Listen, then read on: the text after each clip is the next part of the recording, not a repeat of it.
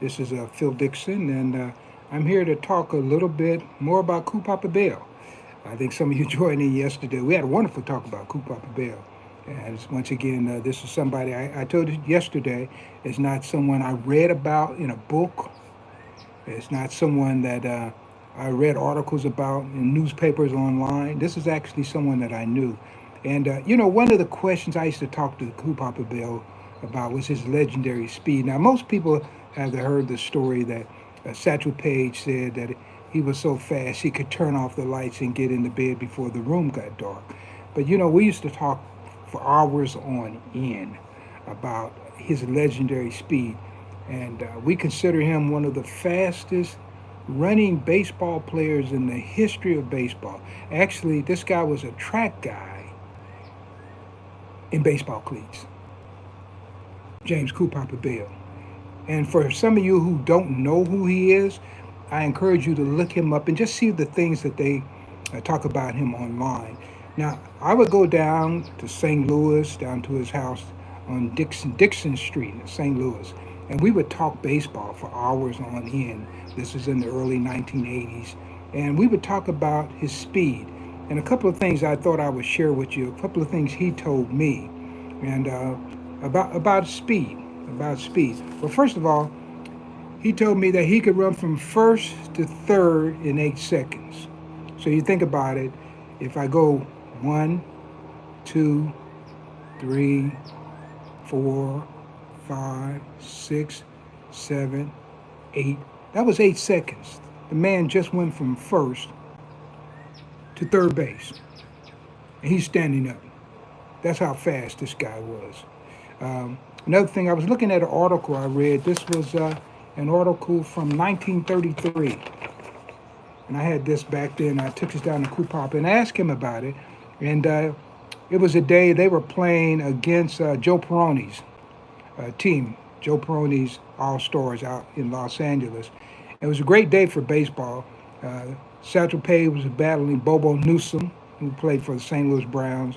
A lot of people know him through baseball history. You can look all these people up. And Satchel Paige, I don't know how much you know about him, a great Negro League pitcher. And Satchel Paige that day struck out 12 men.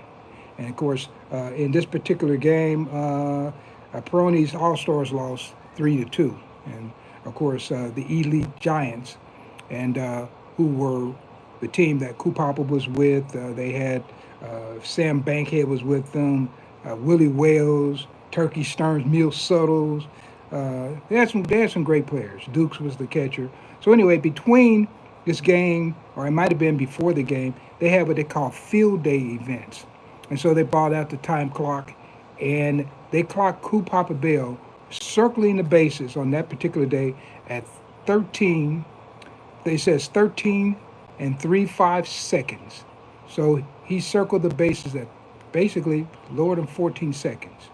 And so if you ever run bases, you got to be very clever in how you run those bases. But Coup Papa Bell actually did that on that day. And so he would tell me about that. Another thing he told me that he told me a story about George Case. George Case was considered the fastest base runner in the major leagues, which, I usually don't use major league. I'll say National American League. So he was in that league, not the Negro leagues, because the Negro leagues were major league too. You got to understand all of that. So anyway, George Case had a chance to run against Jesse Owens. And Jesse Owens had baseball shoes, which he normally didn't run in. He liked to run in his track shoes. So anyway, that day he donned a pair of baseball shoes and he raced Case. And in Coup Papa words, he said that Jesse Owens ran off and left the man.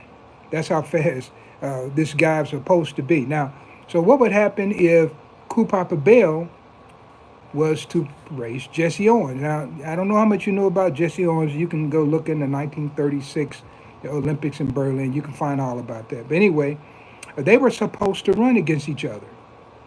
And Owens said, "Hey, I forgot my track shoes." And Bell said, "Well, we can lend you some baseball shoes." And he said, "No way am I going to run you in a race, excuse me, in a pair of baseball shoes." he had to have his track shoes because he knew there was no way he's going to be Cool Papa Bell. These are just some of the great stories. I can go on and on and on, but these are a few of the things I just wanted to say. So we're thinking about James Cool Papa Bell. And James Cool Papa Bell, when he played baseball, he wore a pair of $1.25 kangaroo shoes, and they were the lightest shoes that you could purchase. That's the top of the line back in the 1920s. And he got those shoes as a gift because he beat Jimmy Lyons, who at that time was considered the fastest man in Negro League baseball in the early 1920s. So anyway, just a few things on James Cool Papa Bell. We'll talk some more probably tomorrow or the next day. And so for right now, I'm going to sign off and just stay tuned. And we're going to keep on talking. And I'm going to give you things that you've never heard before that came straight from the man, James Cool Papa Bell. Thank you.